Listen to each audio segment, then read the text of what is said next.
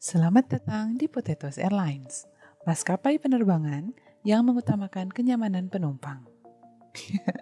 Enggak ding, ini sih resident class-nya Emirates Airways di A380. Pernah gak sih kamu ngebayangin bisa mandi di pesawat walaupun cuma 5 menit? Nanggungnya mandi doang, mending berenang sekalian. Nah, Pota nemu nih konsep pesawat yang udah kayak kapal pesiar. Namanya Sky Cruise All Oily. Kira-kira pesawat kayak gini beneran bisa ada nggak nih? Well, sebelum kita bedah, yuk kita lihat dulu konsep pesawatnya. Flying Cruise ini dirancang sebagai a whole city in the air, berkapasitas 5.000 orang on board dengan 20 nuclear powered engine. Pesawat ini juga dilengkapi dengan restoran 360 derajat, kolam renang, gym, medical center, bioskop, dan fasilitas luxurious lainnya. Uniknya lagi, Flying Cruise ini juga didesain untuk dapat dijangkau oleh pesawat lain karena it will never have to land once in the air. Wah, pesawatnya pasti gede banget dong. Mari kita bandingkan. Pesawat penumpang terbesar yang beroperasi saat ini adalah Airbus A380-800 yang mampu mengangkut hingga 853 penumpang kelas ekonomi. A380 ini punya berat 575 ton dengan panjang 73 meter dan lebar sayap 80 meter. Ukurannya udah hampir sepanjang lapangan bola standar internasional ya. Kalau kita jadiin A380 ini sebagai baseline, artinya kapasitas angkut penumpang Sky Cruise ini setara 6 kali lipat kapasitas A380. Ini di luar fasilitas-fasilitas yang disediakan ya, kayak kolam renang, medical center, atau bioskop. Tapi buat simplifikasi, kita anggaplah kalau kapasitasnya tadi 6 kali lipat kapasitas A380. Kalau gitu, apa artinya ukuran Sky Cruise ini cukup langsung scale up 6 kali lipat dari ukuran A380 gitu? Tunggu dulu, nggak gitu juga. Teknologi struktur dan aerodinamika bisa jadi memungkinkan pesawat dengan ukuran super besar. Tapi, isu praktikal bisa membatasi ukuran pesawat yang visible. Salah satunya adalah Square Cube Law. Secara umum, prinsip ini bilang kalau suatu benda ukurannya berubah, maka luas permukaan benda tersebut berubah dengan proporsi perubahan panjang dikuadratkan. Sementara, volumenya akan berubah dengan proporsi perubahan panjang pangkat 3. Misalnya nih, kalau ada kubus ukuran rusuknya adalah 1 meter, maka luas salah satu permukaan kubusnya adalah 1 meter persegi, dan volumenya adalah 1 meter kubik. Begitu ukuran rusuknya kita kaliin 2, jadi 2 meter gitu ya ukuran rusuknya, maka salah satu permukaan kubusnya jadi 2 kali 2 atau 4 meter persegi. Dan volumenya jadi 2 kali 2 kali 2 atau 8 meter kubik. Ini berarti luas permukaan fuselage bukan hanya membesar 6 kali lipat aja, tapi akan membesar 6 kuadrat atau 36 kali lipat. Terus nih ya, kalau kita asumsikan Sky Cruise ini pakai tebal material yang sama kayak A380, maka berat fuselage-nya juga bakal jadi 36 kali lipatnya loh. Wow kan? Nah, kalau kita anggap kemudian proporsi penambahan berat fuselage ini mewakili berat pesawat secara keseluruhan, artinya Sky Cruise ini beratnya bisa setara dengan 36 kali lipat daripada berat A380 atau bisa mencapai 20.700 ton. Kebayang nggak sebanyak apa? Kalau nggak kebayang, ya kira-kira ini setara dengan 7.000 gajah Asia lah.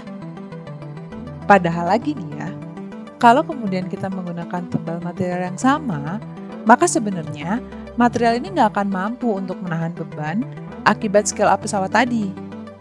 Ilustrasinya gini nih, kita misalnya lagi nyusun balok nih. Kalau kita mau balok kita semakin tinggi kan struktur bagian bawahnya tuh harus kita perkuatkan ya, karena dia bakal nahan beban gitu. Kalau enggak ya strukturnya bakal jatuh aja karena nggak bisa nahan beban.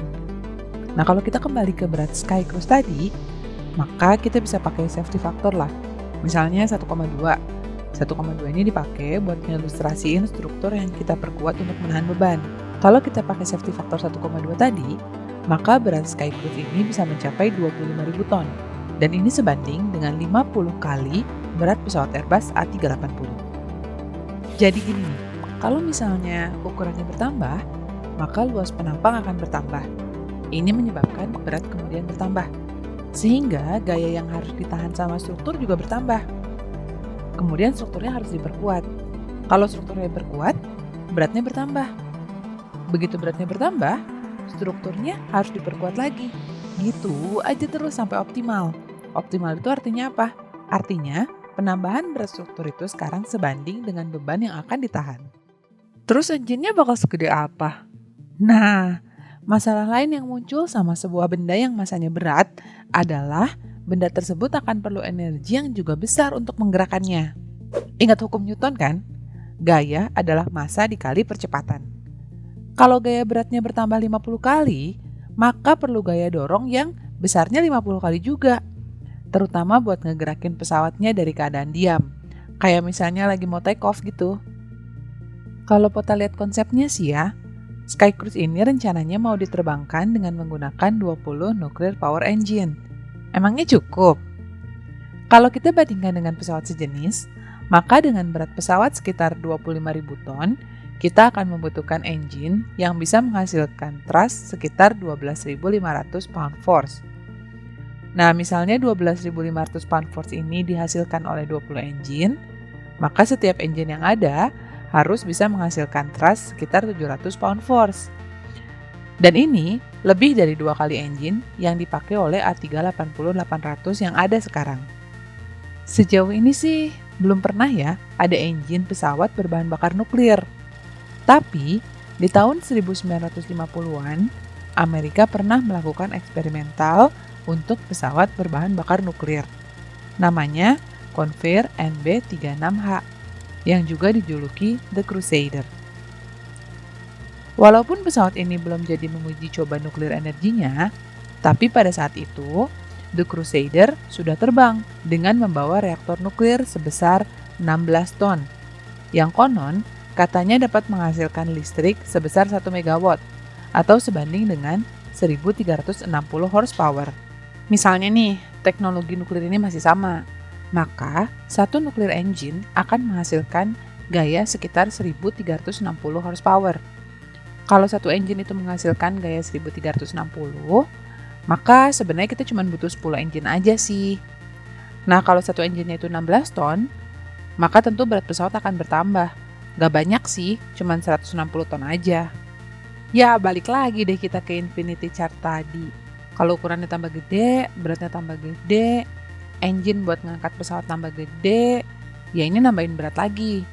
Kemudian gaya yang harus ditahan struktur juga tambah gede, strukturnya tambah berat, pesawatnya makin berat lagi. Terus deh muter-muter aja gitu, sampai strukturnya itu pas banget buat nahan beban pesawat, dan engine-nya juga pas buat nerbangin pesawat. Gimana? Jadi masalahnya cuma di berat dan kebutuhan propulsi nih buat ngegerakin pesawat. Ntar dulu, pesawat buat bisa terbang kan harus ada gaya angkatnya ya. Jadi kalau beratnya segitu, sayapnya harus gede apa ya? Katakanlah dengan penambahan engine dan penguatan-penguatan yang ada, si pesawat ini berakhir dengan berat sekitar 25.000 ton. Nah, berat ini kan harus ditahan sama gaya angkat kan ya? Yang utamanya gaya angkat itu dihasilkan oleh sayap pesawat.